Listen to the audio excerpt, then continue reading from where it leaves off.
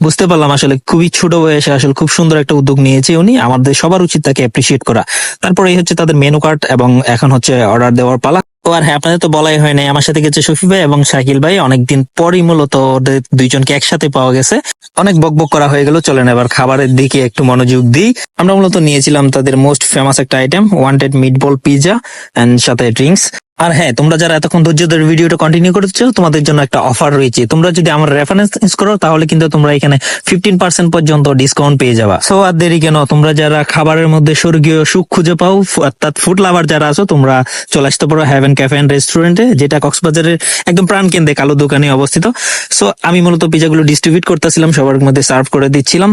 দাঁড়াও, পিজা একটা বাইট মাইরা নি, কারণ অনেকক্ষণ কথা বলছি তোমাদের সামনে, এমনি খিদা লাগিয়ে গেছে অনেক বেশি আমার। আর টেস্ট কেমন ছিল তোমরা আইডিয়া করো, দেখি তোমাদের সাথে আমার মিলে কিনা।